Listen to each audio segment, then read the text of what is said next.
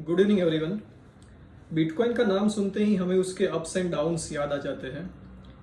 Bitcoin जो कि 3 मार्च 2020 को था $8,757, वो आज 3 मार्च 2021 को है $52,044। आखिर क्या वजह है इतने सारे अप्स एंड डाउन्स की बिटकॉइन की प्राइस में? बिटकॉइन बेसिकली है क्या? Who created bitcoin? Bitcoin generate कैसे होता है? बिटकॉइन में ब्लॉकचेन क्या होती है? बिटकॉइन को क्या कोई रेगुलेटरी अथॉरिटी रेगुलेट करती है? क्या क्या रिस्क है बिटकॉइन के साथ एसोसिएटेड? बिटकॉइन में इन्वेस्टमेंट सेफ है या नहीं? और क्या टैक्स इम्प्लीकेशंस हो सकते हैं बिटकॉइन को परचेज सेल करने के? इन सारे सवालों के आंसर आज मैं देने की कोशिश करूंगा। तो आज का जो वीडियो है इट इज अबाउट बिटकॉइंस। इसका जो लास्ट पोर्शन है taxation on the bitcoins, income tax में क्या इम्पैक्ट आएगी, जीएसटी में क्या इम्पैक्ट आएगी, हो सकता है कि टाइम अगर हमारे पास ज़्यादा ना बचे तो उसको हम लोग नेक्स्ट पार्ट में लेंगे, अगर आपका इंटरेस्ट कंटिन्यू रहा तो। Otherwise in this specific video I am going to explain everything about the Bitcoins. Bitcoin को समझा जाता है as a crypto currency. Crypto currency का मतलब ये होता है कि उसका कोई फिजिकल एक्सिस्टेंस नहीं है, एक किस्म की डिजिटल करेंसी है। ये एक डिसेंट्रलाइज्ड अथॉरिटी के तहत इसको इश्यू किया जाता है।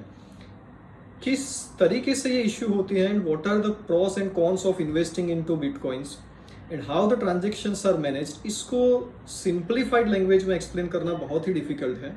फिर भी मैं कोशिश करूंगा कि इसको मैं जितना हो सके उतना सिंप्लीफाइड ढंग से समझाऊं कि बिटकॉइन जनरेट कैसे हुआ, किस तरीके से इसके ट्रांजैक्शंस हुए। तो सबसे पहले शुरू करते हैं कि व्हाट इज बिटकॉइन।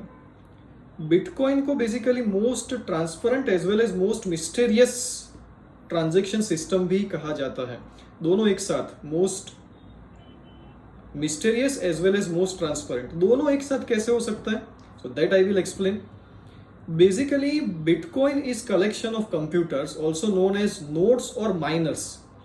तो कुछ कंप्यूटर्स होते हैं, कुछ माइनर्स होते हैं जो इनको ऑपरेट करते हैं, जो इनका माइनिंग करते हैं। माइनिंग बेसिकली कैसे होता है? तो ये थोड़ी कॉम्प्लिकेटेड प्रोसीजर है। Huge computing power is required for that. कुछ कंप्यूटर नोड्स इसके अंदर एंगेज होते हैं। जो कलेक्शन ऑफ ट्रांजेक्शन्स होता है उसको हम लोग ब्लॉक्स बोलते हैं, और जो ब्लॉक्स होता है उसका जब कलेक्शन होता है तो उसको हम लोग ब्लॉक चेन बोलते हैं। माइनर्स को हम लोग ऐसे समझे कि they are the decentralised authorities who manages this bitcoin transactions. क्या any number of bitcoins can be mined? Then no, maximum 21 million bitcoins can be mined during the life time. उसमें से more than 18.5 million bitcoins are already mined, so there is space for less than 2.5 million bitcoins that remains to be mined. ये जो miners होते हैं they are engaged in the transactions, और उनको जो transaction fees होती है वो नए बिटकॉइन इश्यू करने के फॉर्म में चुकाई जाती है। सो बेसिकली यहाँ पर कोई सेंट्रलाइज अथॉरिटी नहीं है, कोई भी अथॉरिटी नहीं है who is managing this transactions. It is managed as a decentralised authorities by the miners और the nodes we can say. अब हम लोग बिटकॉइन में पेमेंट कैसे रिसीव कर सकते हैं, बिटकॉइन में पेमेंट कैसे किसी और को कर सकते हैं?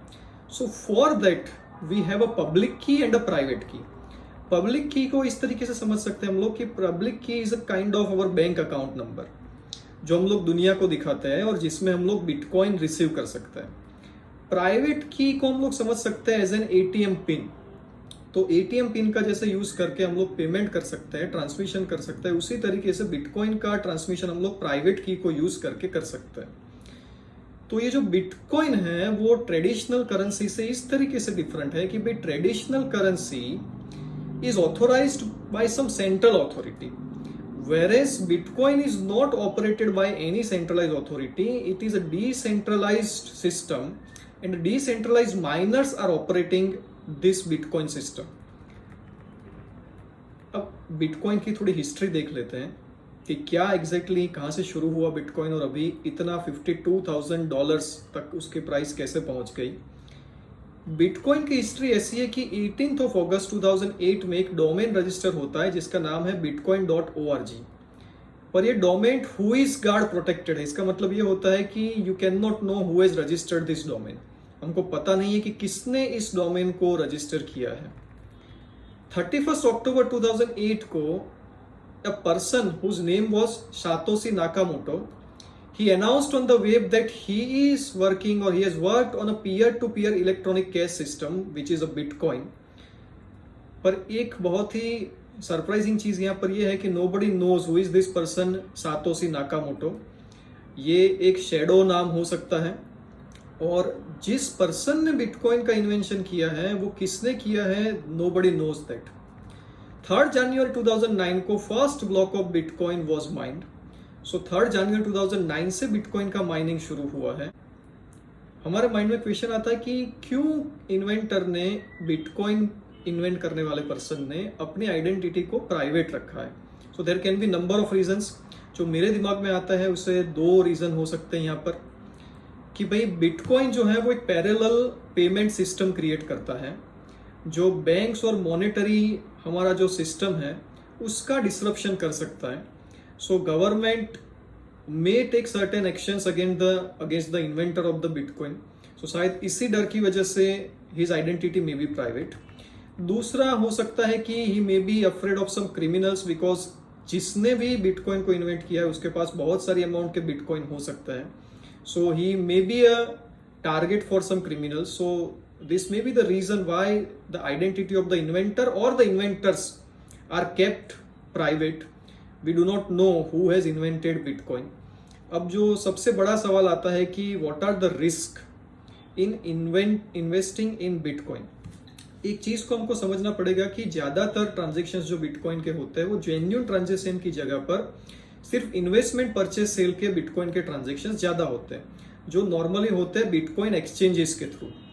So it is a kind of a risk taking activity we can say, कि जो मार्च 2020 में अराउंड $8,700 था वो सीधा 3rd March 2021 को $52,000 तक पहुंच जाता है। एक दिन ऐसा भी था कि जहां पर उसका 61% प्राइस रिड्यूस हो गया। एक दिन ऐसा भी था कि जहां पर more than 80% of the price was dropped. So why this things happens और why we can not trust it. First thing is there is a regulatory risk. What is the meaning of regulatory risk? Regulatory risk ये है कि इसको regulate करने वाली कोई government या centralise authority नहीं है। जैसे मैंने पहले समझाया कि it is governed by the decentralised nodes और miners. So there is no regulatory authority which is governing this transaction. So there is no guarantee also for this currency. Security risk. Security risk इसमें सबसे बड़ा ये है कि it is just like your cash, the cash which is lying in your computer.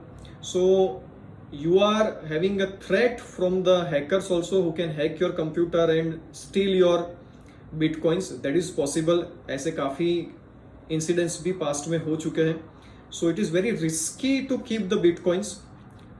third is about the fraud risk। जो bitcoins आपको मिल रहा है वो original bitcoins है या duplicate bitcoins है, fraudulent bitcoin है, that question may also come। so ऐसे frauds भी नोट किए गए हैं पास्ट में कि जहां पर फ्रॉडुलेंट बिटकॉइन से ट्रांजैक्शन हुए हैं। So that is also the risk. और सबसे बड़ा जो रिस्क है दैट इज मार्केट रिस्क। कहीं अगर किसी गवर्नमेंट ने कोई रेगुलेशन ला दिया या फिर इसके ऊपर कोई रेस्ट्रिक्शन ला दिया तो in that situation the bitcoin will become very risky. आप उसकी प्राइस का फ्लक्चुएशन देख के अंदाजा लगा सकते हैं कि इतना ज्यादा फ्लक्चुएशन जिसमें है वो उसके ऊपर हम लोग कितना रिलाई कर सकते हैं। But still even if there are so many risks, Bitcoin is popular for the digital payments। आप दुनिया में किसी को भी पेमेंट कर सकता है थ्रू बिटकॉइन, किसी से भी पेमेंट रिसीव कर सकता है through bitcoin with a very less transaction fee. So that's why this bitcoin is popular. पर इसकी पॉपुलरिटी इसके ट्रांजैक्शन की कन्वीनियंस की बजाय इसका जो मार्केट इंक्रीज का जो रेट हो रहा है, जो rate is increase in the market, उसकी वजह से ज्यादा लग रही है। हमारा जो लास्ट टॉपिक था about the bitcoin and taxation में, अगर बिटकॉइन को सेल करूं तो उसके ऊपर इनकम टैक्स लगेगा कि नहीं, जीएसटी लगेगा कि नहीं, ये एक बहुत ही बड़ा और अलग इश्यू है जिसका मैंने ऑलरेडी एनालिसिस किया है। But if you wish then you can write in the comment whether you want a video on the taxation of the bitcoin. So if let's say I get the comments, then I will definitely post a video on taxation of the bitcoins। So thank you very much friends।